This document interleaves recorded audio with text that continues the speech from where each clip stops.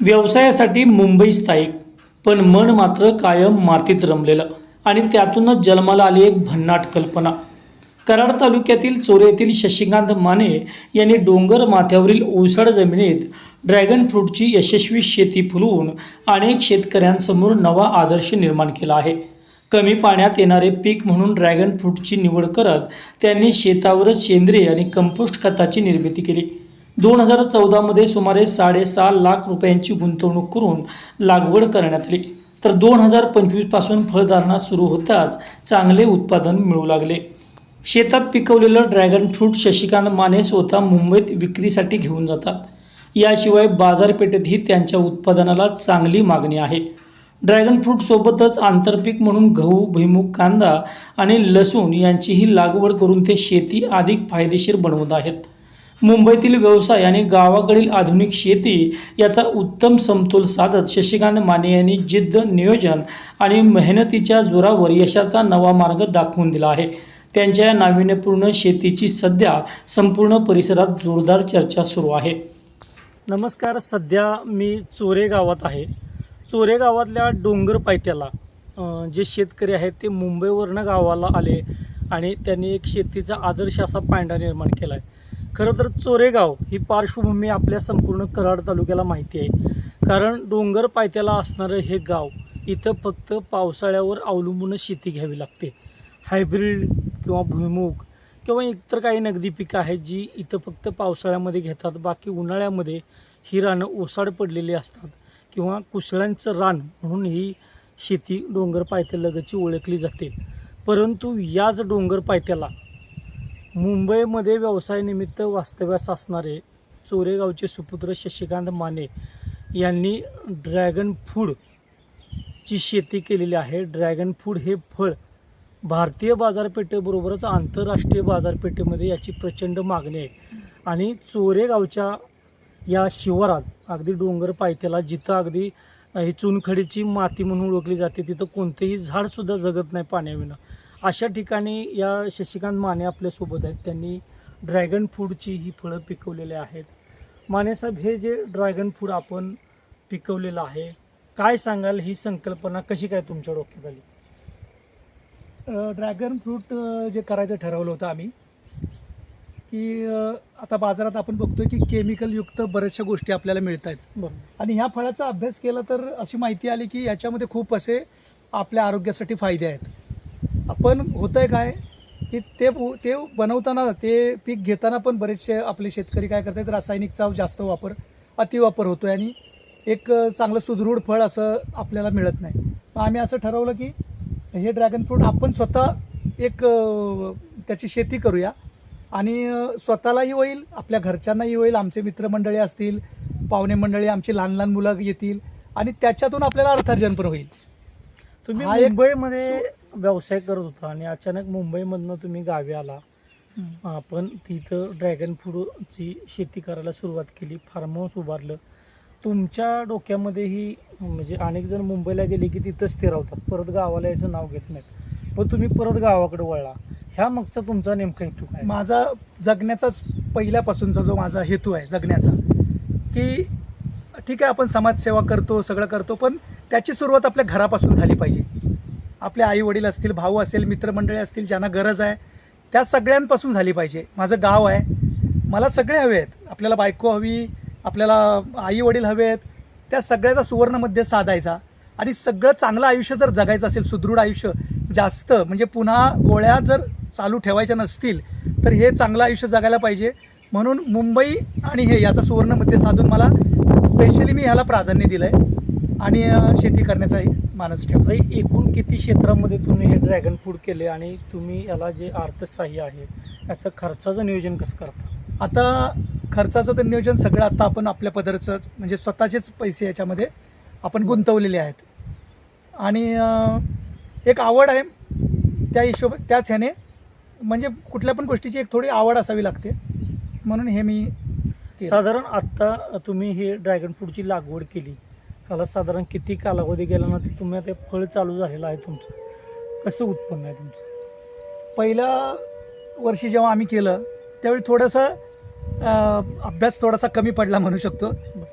जसं हे जे रोप आहे, ही रोपं असतात एवढी एवढी 1.5 फुटाची 1 फुटाची आणतो आपण, आणि ज्यावेळी ते वाढत वाढत जातं ते सर्वसाधारण 8 ते 10 महिन्यामध्ये पूर्ण ह्या रिंगपर्यंत पोहोचतं.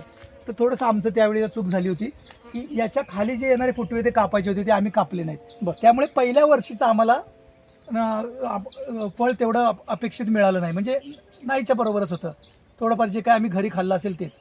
आता दुसऱ्या वर्षी आमचं जवळजवळ 1.5 टन म्हणजे 1 लाख रुपयाचा फळ विक्री माझी मुंबईच्या वाशी मार्केटला मी स्वतः केली. माझं जे दुकान आहे कॉस्मेटिकचं छोटंसं शॉप आहे, त्याच्यामध्ये मी ड्रॅगन फ्रूट तिथे बसून मी स्वतः विकले. 100 रुपयाचा एक नग मी आपल्या ग्राहकापर्यंत पोहोचवला. का तर मार्केटला माझ्याकडे व्यापारी होता, पण मला आजूबाजूच्या लोकांना ते पोचवायचं होतं की हे आपलं फळ आहे, हे सेंद्रिय फळ आहे आणि ह्याचा फायदा तुम्हाला चांगला होणार आहे. आणि ही संकल्पना मला रुजवायची होती. आज मला गेल्या वर्षीच्या जवळ नाही म्हटलं तरी 100 लोकांचे मला फोन येतात की आम्हाला ते गेल्या वर्षी दिलेले फळ आम्हाला हवं आहे. म्हणजे माझी इथेच बुकिंग झाली जवळजवळ 100 किलोची. 1 किलो जरी आपण त्यांना प्रत्येकाला दिलं तर तो एक समाधान आहे. आणि गेल्या वर्षी मला एक ह्याच्यातून 1 लाखभरा रुपयाचं काय म्हणायचं आपलं प्रॉफिट मिळालं. एक आता काय आहे, पारंपरिक शेती जेव्हा आपण हे सगळे शेतकरी करत असतात, मग परवडत नाहीत म्हणतात शेती, कारण अफाट रासायनिक खर्चाचा वापर आहे, मेहनतीचा खर्च आहे, मजूर मिळत नाहीत, अशा समस्या आहेत. मग काही शेतकरी आता अशा नवीन प्रयोगांकडे वळायला लागले, म्हणजे पेरूची बाग असेल, बाग असेल, द्राक्षांची बाग, किंवा आधुनिक पद्धतीनं किंवा AIच्या तंत्रज्ञानाचा वापर करून असे नवीन नवीन प्रयोग करतात. तुम्ही पण हा चोरेसारख्या गावामध्ये नवीन प्रयोग केलेला आहे, पण एकूणच तुम्ही हे खतांचं जे नियोजन आहे ते कशा पद्धतीने करता?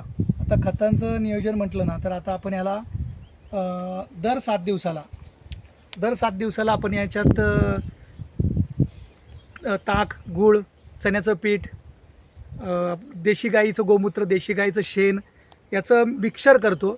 आणि ते जे बनलेलं असतं ते रोपांच्या मुळाला आम्ही स्वतः देतो, ड्रिपने देतच नाही, कारण जेवढं स्वतः आपण देऊ थोडासा त्रास होतो, कष्ट घ्यावे लागतात, तर ते 7 दिवसाने ते देतो. दुसऱ्या 7 दिवसाला आम्ही कंपोस्ट केलेली खतं घालतो. आणि सेंद्रिय एक वैदिक कृषी अमृत SCT वैदिक म्हणून एक खतं आहेत, तर त्यांची पूर्णच्या पूर्ण वैदिक पद्धतीने ती खतं बनवली जातात. तर त्या खतांचा वापर आपण याच्यामध्ये करतो. अगदी तणनाशक म्हणून सुद्धा त्यांचं सॉईल चार्जर टेक्निक म्हणून येतं, त्याचा वापर जर केला तर हळूहळू आपली हराळी असेल किंवा इतर लवाळा असेल, जो त्याची मुळं जास्त खोलवर असतात आणि ती आपल्या केमिकल रसायनाने पण ते आपण जे तणनाशक मारतो त्याने जात नाहीत, पण ह्याचं येण्याचं प्रमाण कमी होतं आहे आणि पुन्हा ते नष्ट होतं आहे आपल्या शेतातून. तर तणनाशक म्हणून आम्ही ते वापरतो. बुरशीनाशकसाठी पण त्यांचीच जी औषधं आहेत तीच आम्ही ह्याच्यावर वापरतो. आणि अशा प्रकारे आपलं संपूर्ण 99% आपण सेंद्रिय आणि वैदिक पद्धतीने खतांचा वापर करतो याच्यावर. आता मानेसाहेब, डोंगर पायथ्याला शेती आहे तुमची ही, आणि वन्य प्राण्यांचा फार मोठा त्रास शेतकऱ्यांना सहन करावा लागतो. रानगावा असेल, बिबट्या असेल किंवा अन्य प्राणी आहेत, याचं एकूण संरक्षण करण्यासाठी तुम्ही काय उपाययोजना केलीत? तर रानगव्याचं जर म्हणाल ना, तर खरोखर शेतकरी आपले बांधव खूप आपले शेतकरी त्रस्त आहेत. बरं, पिकवायचं पाऊस येईल की नाही, पाऊस आला तर उत्पन्न आलं, समजा उत्पन्न आलं तर ते टिकवायचं कसं, टिकवलं तर बाजारात दर नाही आहे तो नंतरचा विषय आहे. पण जर टिकवलं, समजा आलं, हा जो डोंगर दिसतोय आपल्याला, या डोंगरावरून 5-5:30च्या नंतर गव्याचे जवळजवळ 15-15च्या 16-16च्या जथ्थेच्या 16च्या ग्रुपने गवे उतरतात खाली, आणि अर्ध्या तासामध्ये शेती जवळजवळ 20-20 गुंठे शेती नष्ट करतात. त्याच्यामुळे आम्ही काय केलं होतं, आता बाकीची पिकं तर नाही, पण मी पूर्णपणे या बाजूने माझ्या एकरभराला आत्ता सध्या तरी प्रायोगिक तत्वावर मी हे कंपाऊंड घेतलेलं आहे. याच्यामधून कसं काय मला पुढे चाल मिळते किंवा मला पैशाचं गणित जसं बसतं आहे, आर्थिक नियोजन कसं होतं आहे, त्या हिशोबाने मी दुसऱ्या माझ्या 1-2 एकर क्षेत्रावर पण काहीतरी असंच फळबाग करण्याचा माझा विचार आहे. आणि असं म्हणाल बाकीच्यांचं, तर आता बरेचसे शेतकरी पण आपल्या शेताला कंपाऊंड तार कंपाऊंड घ्यायला लागलेत असं, कारण गव्याला सरकारी संरक्षण आहे, त्या प्राण्यांना आपण काहीच करू शकत नाही. बरं गव्हाच नव्हे, बिबट्यांचा पण तेवढाच त्रास आहे. आता बिबट्या आपल्या घराजवळ येऊन आमच्याकडची जी पाळीव कुत्री आहेत, मांजरं आहेत, ती घेऊन जातो आहे. तर भीती वाटते की माणसावर कधी हल्ला होऊ नये त्याचा. हे तुम्ही स्वतः सेंद्रिय खत तयार करताय, कंपोस्ट खत तयार करताय, मग ह्या खताचा जो उपयोग आहे हा या जे ड्रॅगन फ्रूट आहे ह्या फळासाठी कितपत होतो आणि त्याचा उत्पन्नामध्ये किती तुम्हाला फायदा होतोय? खूप चांगला प्रश्न विचारला तुम्ही. ह्या फळासाठी आहे ना, ह्या फळावर रोग, बारीकसे असे कीटक बसतात, काळे डाग पडतात. हे अतिरसायनाच्या वापराने किंवा रासायनिक वापर केल्यामुळे होतं आहे. पण आणि चवीमध्ये पण आता आपण बाजारात बघू ना, तर या बाजारातल्या ड्रॅगन फ्रूटच्या चवीमध्ये आणि आपल्या ड्रॅगन फ्रूटच्या चवीमध्ये अतिशय खूप तफावत आहे, खूप फरक आहे.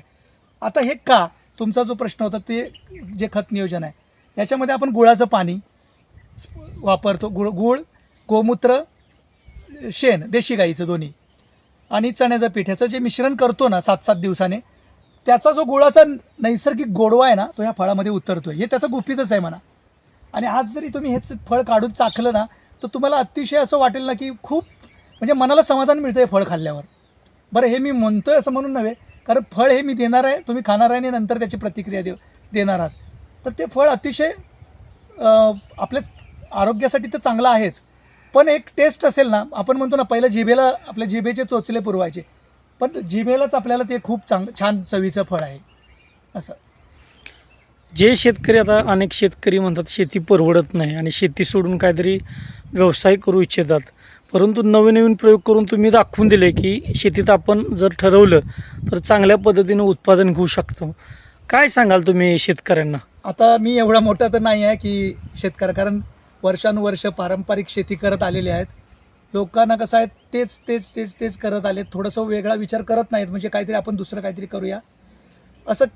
एक वेगळा बाजाराचा अभ्यास करून शेतकऱ्यांनी आपल्याला थोडासा पारंपरिक गोष्टीला बाजूला ठेवून काहीतरी थोडी रिस्क घेऊन थोडंसं वेगळं काहीतरी करण्याची जिद्द ठेवली पाहिजे.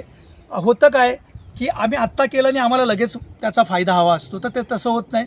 एक शाश्वत उत्पन्न पाहिजे असेल दूरपर्यंतचं, तर थोडंसं पहिलं काही एखाद दुसरं वर्ष आपल्याला त्याच्यामध्ये ती गुंतवणूक केली पाहिजे. आपल्या जमिनीचा कस वाढवला पाहिजे आणि कस वाढवण्यासाठी सेंद्रिय, वैदिक आणि आपण जे कंपोस्ट करतो त्याच्यावरती भर दिला पाहिजे. आणि शेतकरी राजा आहे, पण त्याच्या हातात काय राहत नाही आहे. वेगळा थोडंसं काहीतरी विचार केला आणि जर शेतकऱ्याचा फायदा करायचा म्हटला एकमेकांनी, तर नक्कीच शेतकरी खरोखरच राजाप्रमाणेच यापुढे राहू शकतो. तर ही शेती करत असताना मजूर खूप लागतात किंवा कुटुंबातली लोक आपल्याबरोबर सक्रिय लागतात. बरोबर. तुमच्या बाबतीमध्ये तुम्हाला हे कसं सहकार्य आहे? आता माझ्या बाबतीमध्ये माझी आई, माझ्या घराचे 4 मेंबर आहेत, फॅमिली मेंबर, ते सगळे झटून काम करतात. माझ्यासोबतचे 2 सहकारी आहेत त्यांनी देखील आपल्या 1 एकरभरवर ड्रॅगन फ्रूटची ही बाग लावली आहे. त्यांची बाग बाजूच्याच शेतामध्ये आहे माझ्या. तर ते देखील माझ्या मदतीसाठी कायम इथे हजर असतात. मी जेव्हा उपस्थित नसतो त्यावेळी आई, माझा मोठा भाऊ, माझा पुतण्या, वहिनी आणि हे 2 मित्र माझे ज्यांची स्वतःची बाग आहे, ते सगळेजणं इथे जे काही अडचण आहे किंवा इथे काम करायचं ते करत असतात. मी जास्तीत जास्त वेळ मुंबईवरून या बागेला देतो. 15-15 दिवस, 10-10 दिवस तिकडचं काम सांभाळून इकडे हा वेळ देतो. आणि आत्ता कसं झालं आहे, आता आपल्याला मोबाईलवरून पण व्हिडिओ कॉलवरून पण बोलता येतं, सांगता येतं. तर माझा भाऊ आहे, पुतणी आहे, हे व्हिडिओ कॉलवर बोलून माझं मार्गदर्शन घेऊन मग त्या पद्धतीने त्या गोष्टी ते करतात इकडे. मग त्यामुळे आम्ही स्वतःची मेहनत जास्त याच्यामध्ये हे करतो आहे आणि ते मॅनेज होतं आहे माझ्या भावामुळे, आईमुळे आणि त्याच्या फॅमिलीमुळे. तसं चोऱ्या भागात शेती करणं म्हणजे पाण्याचा हा प्रश्न अत्यंत म्हणजे गंभीर आहे. शेतीला पाणी मिळणं इथल्या म्हणजे मोठं आव्हानच. आणि या पाणी प्रश्नावर या चोऱ्या भागाचं राजकारण चालतं. पण तुम्ही ही ड्रॅगन फ्रूट शेती पिकवत असताना पाण्याचं नियोजन कसं केलं? पाण्याचं नियोजन म्हणजे आपण या ठिकाणी एक बोर घेतलेले आहे शेतामध्येच. बोरला बऱ्यापैकी पाणी आहे आणि मुळात ह्या ज्या पिकाला पाणी कमी लागतं हे जे ड्रॅगन फ्रूट आहे याला असं पाणी भरपूर असायलाच पाहिजे असं काही नाही. ह्याला 8-15 दिवस, पावसाळ्यात तर ह्याला खूपच कमी पाणी लागतं, उन्हाळ्यात तर अजिबातच पाणी द्यायचं नाही. कारण जर पाणी दिलं त्याच्यामध्ये तो ताण सहन होत नाही उन्हाचा आणि हे अशा प्रकारे ही पानं खराब होतात. त्यामुळे या पिकाला पाणी कमी लागतं आणि त्यामुळेच आपण ही बाग करायची ठरवलं होतं की पाण्याचं नियोजन आपल्याला जास्त काय करता म्हणजे त्रास होणार नाही पाण्यासाठी. त्या बोरच्या माध्यमातून आपण हे पाणी नियोजन करतो आणि एक आपल्या बाजूलाच एक चुलत भावांची विहीर आहे, त्यांच्या विहिरीतून थोडंसं आपल्याला जर अतिरिक्त पाणी लागलं तर ते आपल्याला देतात. ते माझे मोठे बंधू आहेत यशवंत माने, यांचं पण खूप सहकार्य आहे. अगदी बाग सुरुवातीच्या काळात होती, अगदी पाईप लावून त्यांनी प्रत्येक पोलजवळ नेऊन पाणी देऊन ही रोपं जगवलेली आहेत, वाढवलेली आहेत. साधारण किती पोल तुम्ही उभे केलेत आणि तुम्हाला काय त्रास झाला आहे उभं करताना यंत्रणा? त्रास असं नाही म्हणता येणार, कारण आवड होती. आपण म्हणतो ना, जे पण काम आपण आपल्या आनंदाने आणि आवडीने करतो ना, तर त्याचा त्रास अजिबात होत नाही. फक्त होतं काय की आता मजूर मिळत नाहीत. सरकारने 1500 रुपये सुरू केले लाडक्या बहिणीला, बरोबर, आणि असं काही ना काय, तर त्यामुळे मजूर मिळणं फार कठीण काम झालं आणि कष्टाचं काम आहे ना, त्याच्यासाठी तर मजूर अजिबातच मिळत नाहीत. हे पोल जवळजवळ 55 किलोचा एक पोल आहे, वरची रिंग आहे ती 30 किलोची आहे. तर ही ज्यावेळी आम्ही करायचं ठरवलं, मी आणि माझे 2 नारायणराव किरपे आणि प्रल्हाद किरपे हे दोघे भाऊ आहेत, ते दोघे आणि आम्ही करायचं ठरवलं. त्यावेळी म्हटलं काय करायचं, तर आम्ही बाग ही जी लावून देतात त्यांच्याशी संपर्क केला. त्यांनी 50 रुपये प्रति पोल खड्डा करून उभा करून देतो म्हणाले. तर 50 रुपये आमचे जवळजवळ 1,050 पोल होते आमचे खड्डे काढायचे. तर मग आम्ही ठरवलं जर 50-55 हजार रुपये जर आपले जाणार असतील तर आपणच ती मेहनत घेऊया आणि वाचवलेले जे पैसे आहेत ते कमवलेल्या पैशासारखेच असतात थोडक्यात. तर मग त्या माध्यमातून आम्ही जवळपास 1,050 खड्डे स्वतः केले आणि हे 1,050 पोल जे 1.5 एकरमध्ये आहेत, म्हणजे माझं क्षेत्र आहे त्यांचं पकडून, त्याच्यामधले हे सगळेच्या सगळे पोल आम्ही स्वतः ते लावले त्या ठिकाणी खड्डा काढून. त्यामुळे तो एक पैसे आमचे वाचले त्यात.